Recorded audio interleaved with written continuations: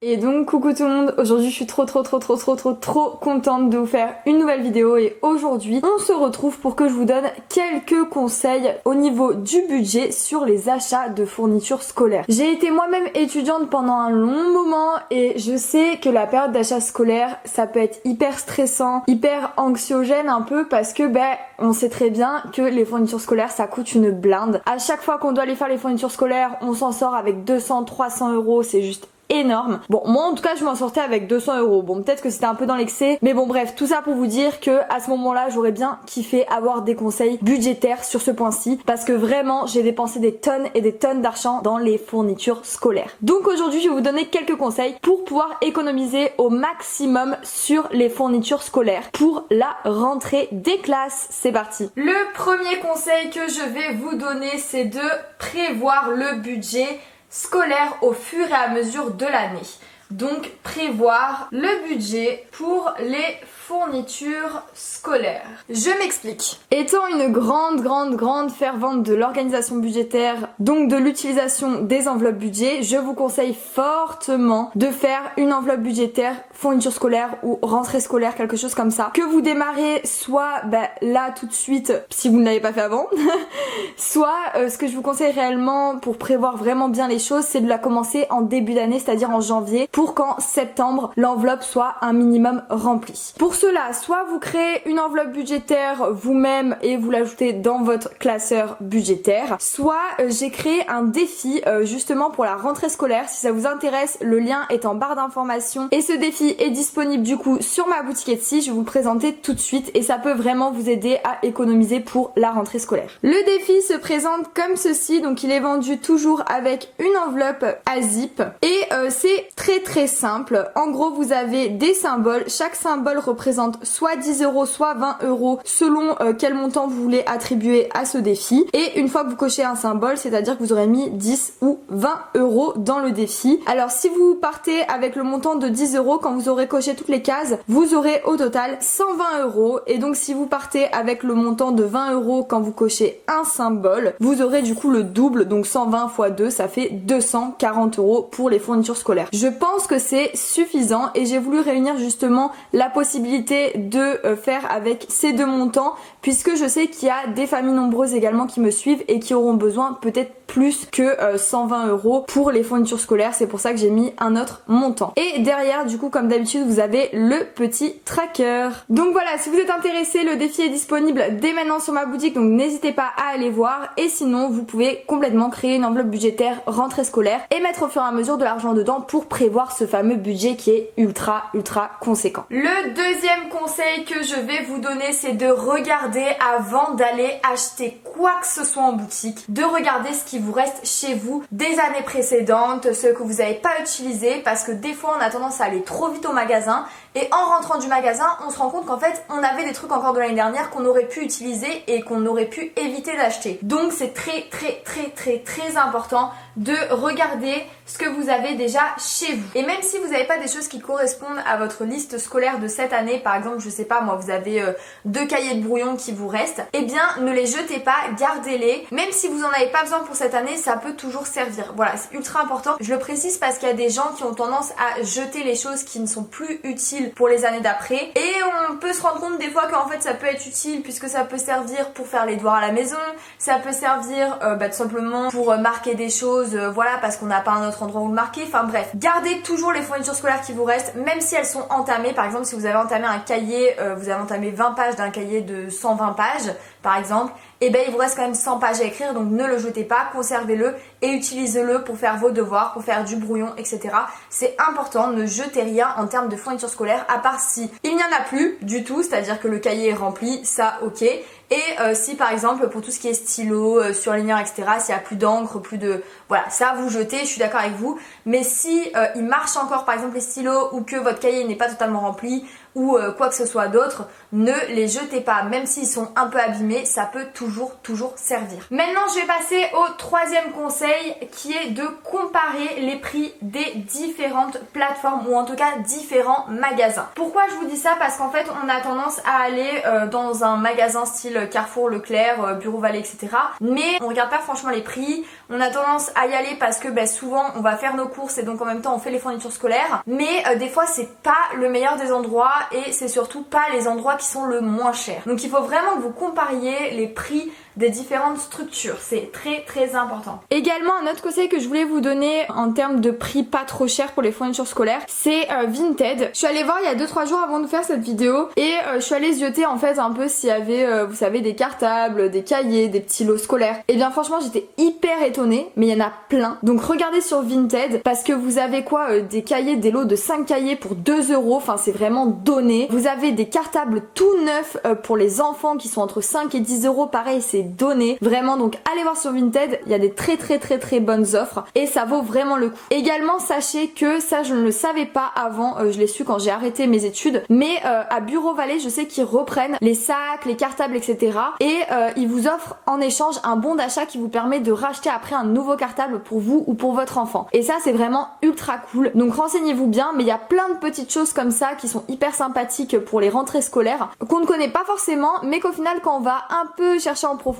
on voit qu'il y a des offres hyper intéressantes. Donc allez vous renseigner dans différentes structures, peut-être Carrefour, Leclerc, etc. font ça également. Moi je sais que Bureau Vallée reprennent les cartables et vous donne un bon d'achat en échange pour racheter d'autres fournitures scolaires. Mais peut-être encore une fois qu'il y a d'autres structures qui font un principe similaire ou même encore plus avantageux que celui que je suis en train de vous parler. Mais en tout cas Vinted et Bureau Vallée, voilà, ils font des offres hyper intéressantes. Autre chose également qui est hyper intéressant, et ça pareil je l'ai appris une fois que j'avais arrêté les cours, mais franchement j'aurais bien aimé le savoir avant parce que ça c'est ultra cool. Donc c'est que en fait quand vous manquez de temps, il y a certains magasins, dont Bureau Vallée d'ailleurs, qui vous proposent de faire votre liste à votre place.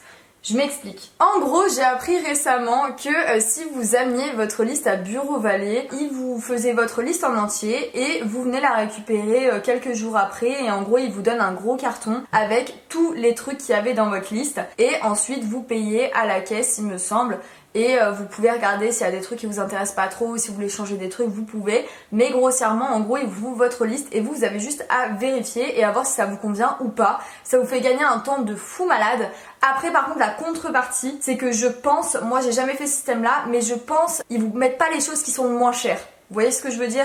Je pense qu'ils vous mettent un peu, s'ils se demandent un stylo bleu, ils vont vous choper un stylo bleu, ils vont pas chercher à savoir si c'est le plus cher ou le moins cher. Je pense que vous comprenez ce que je veux dire. Donc c'est à double tranchant, c'est pour ça que je pense que si vous faites cette méthode-là, il faut quand même vérifier derrière, parce que c'est fort probable qu'à la caisse vous vous retrouvez avec un montant énorme. Mais en attendant, par contre, si vous avez vraiment pas le temps de faire la rentrée scolaire, que vous êtes surchargé par le travail, qu'il faut aller acheter les fournitures à votre enfant, mais que vous pouvez vraiment pas, que votre mari il est en déplacement ou je ne sais quoi, eh bien vous pouvez toujours faire cette méthode-ci et vérifier par la suite et au pire des cas s'il y a des choses qui vous conviennent pas, vous changez un peu. Mais franchement c'est un super bon truc pour gagner du temps, mais pas forcément pour gagner de l'argent je dirais. Ensuite, 5e conseil que je peux vous donner, et ça pour le coup je le faisais tout le temps, c'est acheter en lot, n'achetez pas en individuel, ça revient trop cher les gars, trop cher. Moi je sais que j'ai acheté peut-être 3 à 5 cahiers en lot, même si j'en avais besoin que de 2,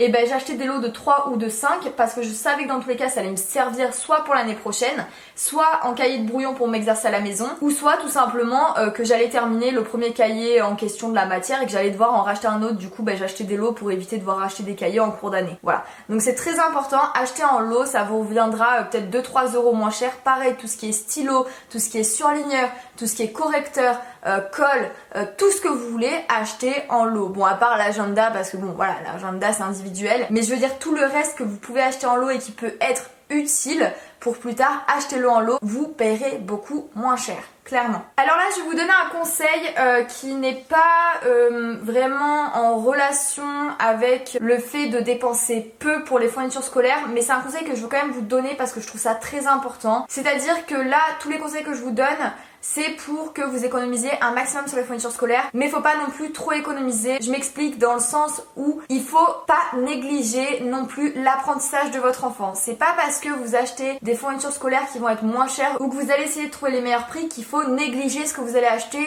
et peut-être ne pas acheter des choses qui vont peut-être être essentielles pour votre enfant. En gros, ce que j'entends par là, c'est de ne pas négliger tout ce qui est les livres scolaires, les livres d'apprentissage, les livres d'exercice, les livres de mémo, tout ça, parce que moi je sais que personnellement ça c'est un truc que j'ai jamais négligé. J'ai toujours acheté si j'avais besoin, si je comprenais pas une matière, par exemple en maths, j'avais un livre de maths avec un livre d'exercice de maths associé parce que voilà, j'avais du mal en maths et qu'il fallait que je m'exerce outre les devoirs que mes professeurs me donnaient. Et ce genre de livre là, même s'ils coûtent une petite fortune, il faut surtout pas les négliger et si votre enfant en a besoin, achetez-les parce que pour le coup je trouve que c'est un investissement qui vaut le coup. Donc ça voilà, il y a des choses où vous pouvez mettre moins le prix et essayer de trouver moins cher, mais il y a des choses à ne pas non plus trop négliger comme les livres scolaires. Votre enfant, je vous assure que s'il comprend pas une matière et qu'il a un livre scolaire le soir pour l'aider, mais je vous assure qu'il va comprendre 10 fois mieux et au lieu de se taper un 12 sur 20, ben ça fera peut-être un 17. Et je vous assure que vous serez content de lui avoir acheté ce livre, hein, clairement. Parce que moi, ça m'a énormément servi les livres scolaires parce que j'ai toujours eu des profs qui expliquaient très vite les choses ou que je ne comprenais pas forcément ce qu'ils disaient. Et du coup, le soir, j'ouvrais mes livres et je lisais la leçon en question et là, d'un coup, bim, révélation, je comprenais tout et c'était génial. Et là, je faisais mes devoirs et j'avais de super notes. Donc ne pas négliger les livres scolaires,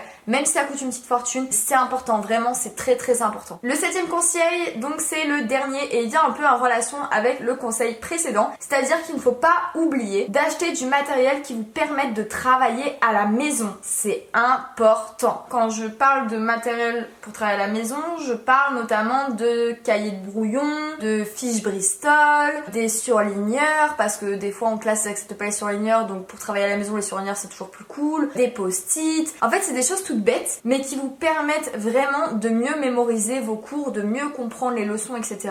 Et ça, pour moi, pareil, c'est ultra important. C'est-à-dire que il faut pas non plus mettre une blinde dans les surligneurs, dans les fiches Bristol, etc. Mais pour moi, il faut quand même les prendre en compte dans vos fournitures scolaires parce que ça vous mâche entre guillemets le travail. Moi, je sais que par exemple les fiches Bristol, je faisais un résumé de tous mes cours avant chaque contrôle sur une fiche Bristol et je peux vous assurer que ça me sauvait la mise, mais vraiment, ça m'aidait vraiment à comprendre bien mon cours, à synthétiser, à arriver à le construire différemment que les profs me l'ont expliqué et vraiment c'est ultra cool, donc il faut pas négliger le matériel pour travailler à la maison, tout comme du coup les livres scolaires qui font aussi partie du matériel pour travailler à la maison. Mais bon, j'ai préféré faire deux conseils séparés pour ce point là, mais en soi ça se relie un peu. Pour moi, si je dois résumer cette vidéo, c'est regarder les différentes structures où vous pouvez trouver vos fournitures scolaires pour ne pas payer une blinde et essayer de payer le moins possible. Acheter en lot pour justement économiser encore plus de sous. Ne pas négliger le matériel pour travailler à la maison et pour bien apprendre et faire les exercices des différentes leçons que vous avez pendant vos cours et également revendez pourquoi pas les produits qui ne vous servent plus comme ce que je vous expliquais tout à l'heure où j'ai vu sur Vinted qu'il y avait plein de gens qui vendaient des fournitures scolaires. Vous aussi vous pouvez le faire mais vous pouvez également du coup en acheter à moindre prix. En gros, en résumé, on va dire c'est un peu ça ma vidéo. En tout cas, j'espère qu'elle vous aura plu. Franchement, j'aurais kiffé vous faire cette vidéo. Alors, c'est des conseils un peu bateau certes, mais c'est des conseils qu'il faut garder en mémoire. Vraiment, c'est hyper important. Et franchement, de rappeler un peu tout ça, ça fait pas de mal. Donc voilà. En tout cas, moi je vous fais de gros bisous. N'oubliez pas du coup mon défi Back to School, donc rentrée scolaire, est disponible sur ma boutique. Le lien est en barre d'informations, donc si vous intéresse, n'hésitez pas. D'ailleurs, je pense que je vais bientôt refaire une promotion de peut-être 10 à 15 jours sur ma boutique. Donc restez actifs, ça va bientôt arriver. Je pense entre, là on est mi-août, mais du coup je dirais entre fin août et début septembre. Donc restez actifs parce que je pense refaire vraiment un code promotionnel pour toute ma boutique de moins 10 ou moins 15%. Donc voilà, je vous tease un peu sur le truc pour ceux qui sont restés jusqu'à la fin. En tout cas, moi j'espère que cette vidéo vous aura plu. N'oubliez pas de liker, de commenter et de vous abonner à la chaîne, c'est très très important. Également, j'ai toujours mon compte Instagram que je vous mets juste ici si vous voulez me suivre. Ça sera avec grand plaisir, puis vous pouvez me poser des questions, hein. Je réponds toujours en message privé et tout, il n'y a pas de problème. En tout cas, moi je vous fais de gros bisous et je vous dis à mercredi pour une vidéo remplissage. Gros bisous tout le monde.